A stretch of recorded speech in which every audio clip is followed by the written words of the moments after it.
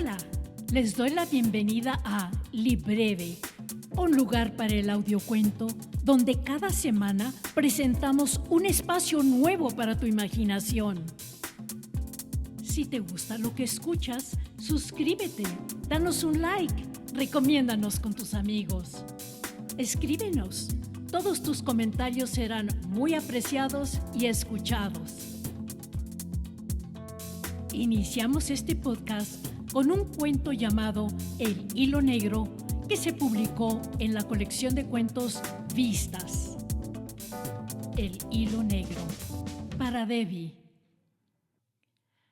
Pedro buscaba el hilo negro. Estaba convencido de que la sabiduría del mundo y la verdad absoluta se hallaban a la vista de todos. Solo era cuestión de reunir sus atomizados elementos y enlazarlos en el orden correspondiente para reintegrar el elusivo hilo negro. Con su vista interna, Pedro captaba fracciones de la verdad codificadas en textos de libros, revistas, anuncios espectaculares, letras de canciones, poemas. Y era metódico. Antes de entregarse a su gesta en pos del hilo negro, adoptó un plan de trabajo partiendo de ciertas premisas. El hilo negro se le había manifestado total o parcialmente a las grandes mentes de todos los tiempos.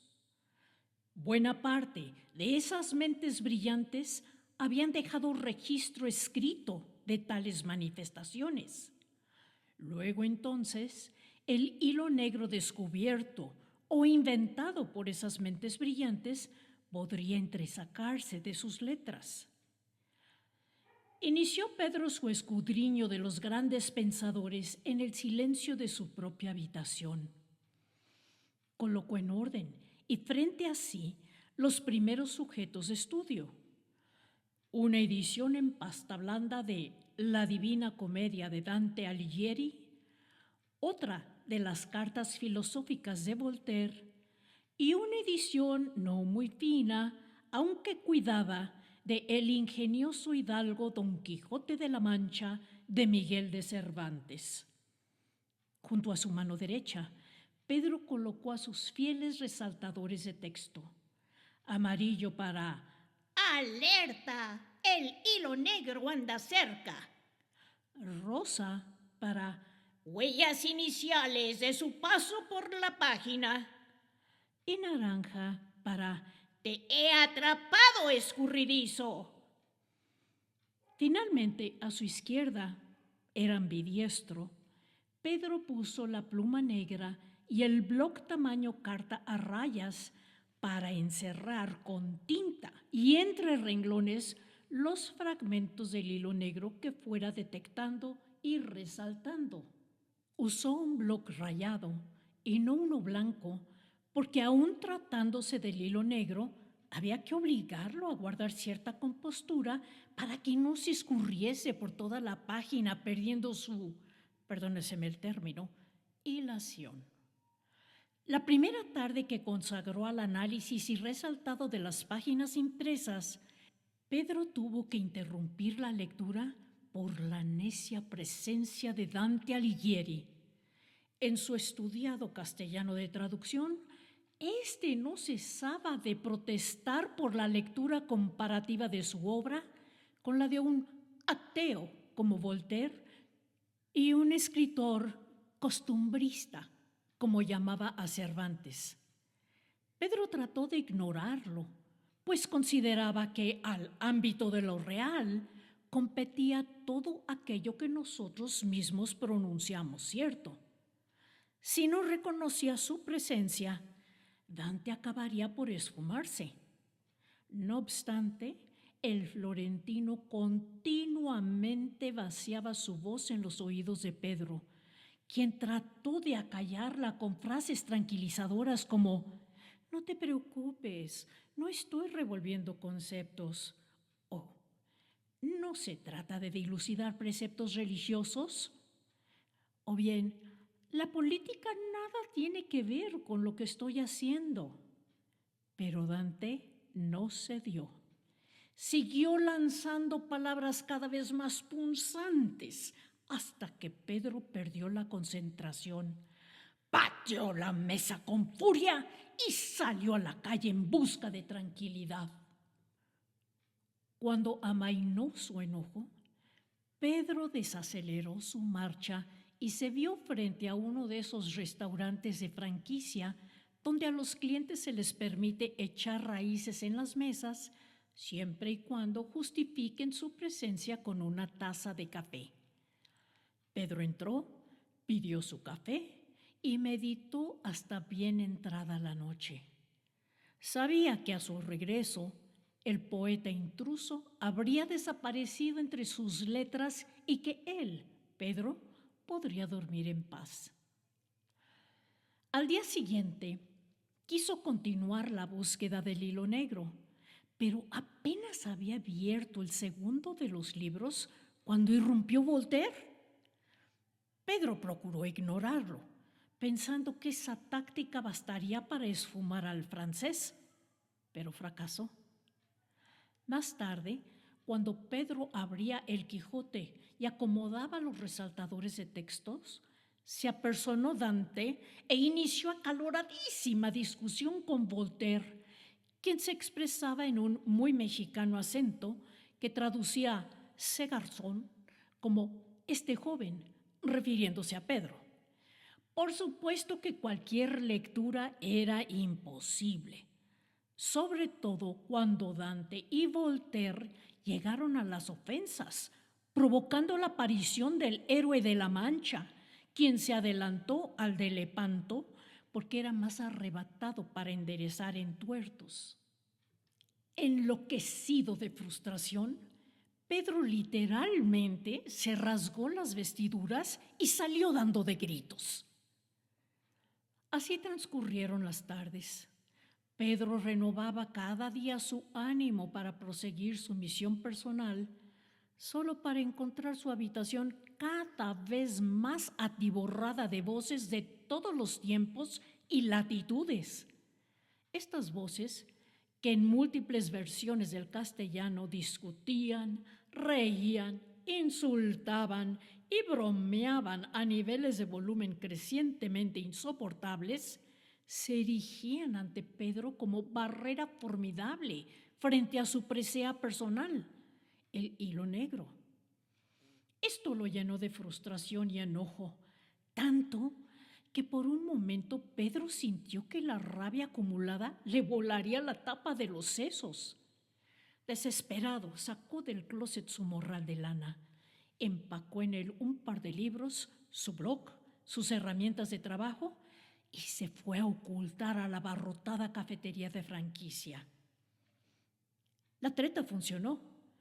Las voces de los grandes pensadores se intimidaron ante el rumor de las conversaciones chatarra y la estridencia de los platos al chocar en las charolas, mesas y fregaderos bajo un paraguas musical incomprensible para ellos.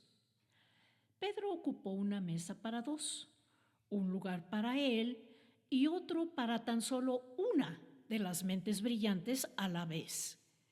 Cobijado por el silencio clamoroso de las voces anónimas, medio ocultas por la música de elevador y el estrépito de cubiertos contra tazas y platos, Pedro pudo al fin recorrer en relativa paz los siguientes tomos de su investigación. Así logró avanzar a buena velocidad por la obra de Waldo Emerson, Platón, William Shakespeare, Virginia Woolf, Simone de Beauvoir, Oscar Wilde, Sor Juana Inés de la Cruz y otros autores. Sazonó estas lecturas con textos sagrados de diversas espiritualidades y uno que otro artículo científico. Los frutos del genio demandan disciplina y constancia para generarse. Pedro estableció la rutina de asistir al restaurante de franquicia todos los días puntualmente a las 4 de la tarde. Pedía su café de admisión y proseguía con su ritual de sacar los libros, marcatextos, bloc y pluma. Llenó hojas y hojas de papel a rayas con párrafos, frases e incluso palabras sueltas del hilo negro que iba encontrando en las obras. Dejó en todos los libros que estudiaba estelas de amarillo, rosa y naranja. Muy a su pesar, también se acostumbró a sostener diálogos que finalmente resultaron bastante alentadores con cada una de las voces que se sucedían en ocupar la silla vacía. Por supuesto que nunca faltaba alguna voz que se quejara de que se hubieran resaltado sus palabras con algún color que le disgustara. El naranja provocaba la mayoría de las protestas. Tampoco faltaba la aparición malintencionada que pretendiera desviar a Pedro de su empeño. Resultó más frecuente, empero, que las voces lo alentaran e insinuaran pistas. Él agradeció esas voces e incluso llegó a encariñarse bastante con algunas. Albert Camus, por ejemplo, le había parecido de lo más simpático y ocurrente. Siempre la frase idónea en el centro del blanco. Con él, Pedro no había podido detener las carcajadas ni en aras de las apariencias. En muchas ocasiones, sus conversaciones con las voces en la silla del café de franquicia se volvieron tan vehementes que provocaron alzamientos de cejas, miradas inquisidoras y sonrisas a medias entre la, de otro modo indiferente, clientela del lugar. Pedro aprendió a interpretar tales gestos como señal para retirarse en fuga. Al paso del tiempo, optó por frecuentar otros locales de la misma franquicia para proteger su anonimato. No obstante, a medida que se acercó al mítico hilo negro, disminuyó su pulcritud para disimular sus intercambios verbales con el ocupante en turno de la silla vacía. Una mañana de primavera, mientras su cuerpo se acomodaba en la banca de un parque, la mente de Pedro se tiró al vacío interno. Se desconectó de su cerebro pensante, mejor dicho, analítico obsesivo, para dar a su alma y sus sentidos la libertad de salir a jugar. En esa paz se hallaba cuando sus ojos se toparon con unas palomas. Como gallinas, las palomas picoteaban el pavimento y las jardineras, describiendo curiosos patrones de movimiento. Llamó su atención una paloma blanca, singular entre la gris y borrega parvada. De pronto, un niño pequeño de overol y tenis centellantes se abalanzó sobre las palomas queriendo tomar una entre las manos. Entre la consecuente ráfaga de alas batientes, entró a los oídos de Pedro la voz del padre. «Emanuel, hijo». Pedro siguió atentamente el vuelo de las palomas y de nuevo avistó a la paloma blanca, cuyo bonito patrón de vuelo culminó en una luz brillante que deslumbró y descubrió para Pedro el extremo del hilo negro que le faltaba. Con el corazón estallando de gozo, Pedro recogió su fiel morral y comenzó a correr impregnado de éxtasis supremo. Tristemente, habría de concluir su carrera oculto, atado y amordazado por permisos, patentes, demandas, derechos de distribución y demás candados para garantizar las propiedades intelectuales, aunque no siempre al intelecto propietario. Nunca se le volvió a ver. Poco tiempo después, la noticia del descubrimiento del hilo negro estalló como una bomba nuclear con efectos reverberantes en todos los medios de comunicación conocidos al hombre. ¡Se descubrió el hilo negro!